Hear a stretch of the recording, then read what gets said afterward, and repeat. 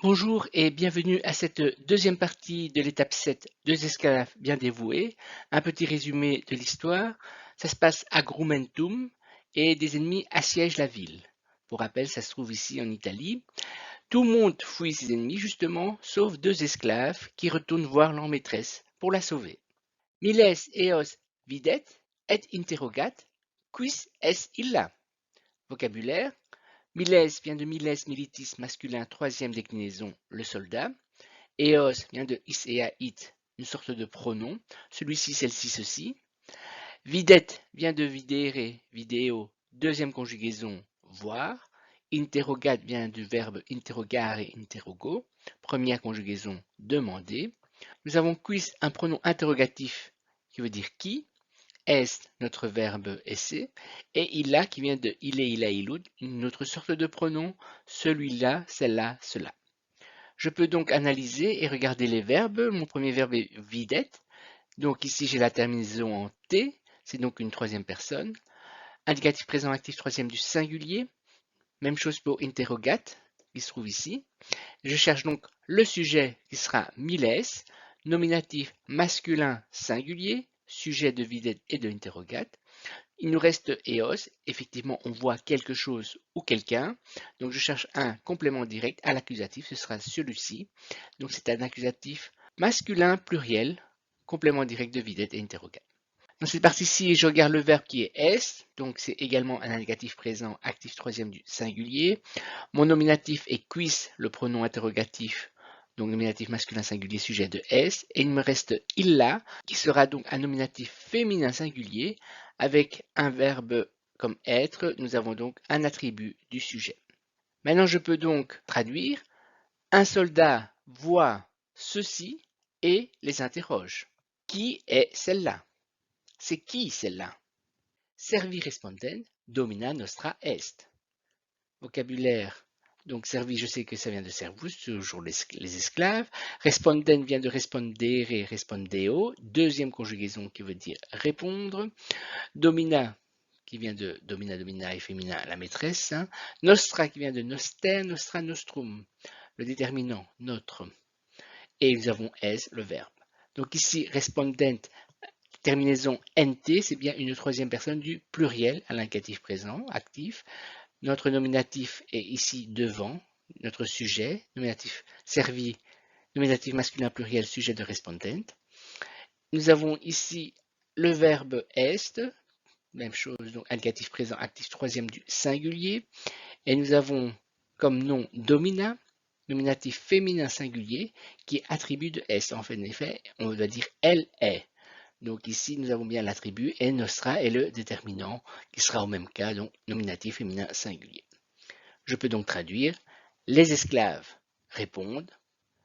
Elle est, ou en français on va dire c'est, notre maîtresse. Eam ad supplicium docimus, quia crudelissima est. Vocabulaire. Donc, eam, on l'a déjà rencontré, ça vient toujours de ici, notre pronom. Ad, la préposition. Supplicium, qui vient de supplicium succlupii, neutre. Deuxième conjugaison, le supplice. Docimus, qui vient de ducere, duco, conduire. Troisième conjugaison.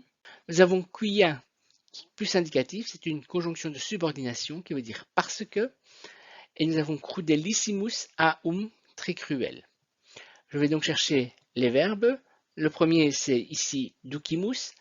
Je vois la terminaison en mus, c'est donc une première personne du pluriel, un indicatif présent actif première du pluriel. Ensuite, je vois est ici. Alors, cette fois-ci, il est en pointillé parce qu'il dépend d'un autre mot. On a vu que quia était la conjonction de subordination. Et donc, ça introduit une phrase subordonnée. C'est donc ici un indicatif présent actif à la troisième personne du singulier. Quia veut dire parce que. Nous avons donc ici une P2, une phrase subordonnée, avec une notion causale. Donc, on va dire une P2 de cause. Revenons à la phrase principale, donc, Docimus, nous menons, nous conduisons, qui, quoi. Nous cherchons donc un accusatif, ce sera eam ici, un accusatif féminin singulier, complément direct de Docimus, qui représente bien domina, la maîtresse. Nous avons la préposition ad ici plus accusatif qui sera supplicium, un accusatif neutre singulier, dépendant de la préposition. Il nous reste à analyser crudellissima, qui est un adjectif. Donc, ici, avec le verbe S, forte chance qu'il soit attribut. Effectivement, c'est le cas. Il est nominatif féminin singulier, attribut du sujet qui est dans S. Donc, c'est toujours la maîtresse. Nous conduisons celle-ci, nous la conduisons vers un supplice parce qu'elle est très cruelle. Le soldat se fiant au dire des deux esclaves les laisse passer. Dominam ex urbe servi educunt, et in secreto loco summa cura celant. Dominam qui vient de domina, ça on le sait. Ex ici, la préposition plus ablatif qui veut dire hors de. Ensuite, urbe qui vient de urbis, féminin, la ville. Troisième déclinaison, on le sait. Servi qui vient toujours des esclaves. Educunt ici qui vient de educere, educo, faire sortir. Troisième conjugaison. Et in, donc la préposition secreto qui est un adjectif qui vient de secretus à secret. Loco qui vient de locus loci masculin, deuxième déclinaison, le lieu, l'endroit. Summa qu'on a déjà rencontré, sumus à très grand, très haut. Cura qui vient de cura, cura et féminin, première déclinaison, le soin, le souci. Kelant qui vient de kelare, kelo, première conjugaison, que veut dire cacher. Je repère donc les verbes. Mon premier ici c'est educunt, qui est donc avec la terminaison nt, une troisième du pluriel. Un négatif présent actif troisième du pluriel. Est-ce que j'en ai un autre? Oui, j'en ai un autre ici qui est kellant, qui sera également un négatif présent actif troisième du pluriel. Avec tout ça, je vais donc chercher mon nominatif sujet qui sera servi. Donc, toujours nominatif masculin pluriel, sujet à la fois de educun et de kellant. Donc, les esclaves font sortir qui, quoi. Donc, on va chercher un accusatif complément direct, ce sera dominam ici. Accusatif féminin singulier, complément direct de educunt. Nous avons la préposition ex ici qui fonctionne avec l'ablatif. Nous avons justement un mot qui est à côté qui est à l'ablatif. Donc, urbe, ablatif féminin singulier, dépendant de la préposition. Nous avons ici une nouvelle préposition in plus ablatif, secreto étant un adjectif, je dois chercher le nom. Il est ici, loco, donc, qui est donc un ablatif masculin singulier, dépendant de la préposition. Secreto étant un adjectif, il sera simplement au même cas genre et nombre, mais épithète de locaux. Nous avons sumakura ici. Alors, forte chance que ce soit également un ablatif féminin singulier. Et à ce moment, on cache comment. Donc, il y a forte chance que ce soit un complément de moyen. Et alors, nous avons suma ici l'adjectif qui se rapporte à kura, donc qui est au même cas genre et nom, ablatif féminin singulier, épithète de kura. Maintenant, je peux donc traduire. Les esclaves font sortir la maîtresse hors de la ville et ils la cachent dans un lieu secret avec un très grand soin. Dernière phrase. Cum postea ostium irat concidit, manumitit servos statim domina. Vocabulaire.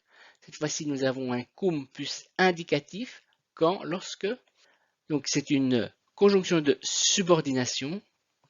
Postea, un adverbe qui veut dire ensuite, après. Ostium, on a déjà rencontré hostis, hostis masculin, troisième déclinaison, l'ennemi. Ira vient de ira, ira et féminin, la colère. Concidit, notre verbe qui vient de considérer, consido, troisième conjugaison, se calmer. Manumitit qui vient de manumitere, manumito, troisième conjugaison, qui veut dire affranchir. Servos, toujours nos esclaves. Statim, un adverbe qui veut dire aussitôt. Et domina, c'est notre maîtresse. Très bien, donc on va analyser les verbes. Le premier que je vois ici est concidit. Il est en pointillé puisque nous avons vu qu'il y a une conjonction de subordination cum, plus indicatif. Donc nous avons une P2. Alors, de quel style c'est? Quand, lorsque elle est temporelle.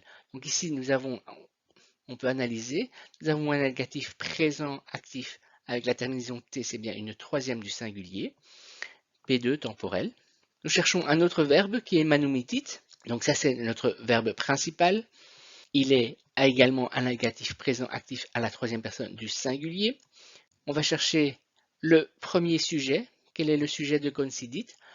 Parmi tous ces mots, nous avons ira qui est au nominatif féminin singulier, qui sera donc sujet de concidit. Alors, c'est la colère de qui ou de quoi? Mais j'ai justement un mot ici au génitif qui est ostium, au génitif masculin pluriel, complément du nom de ira.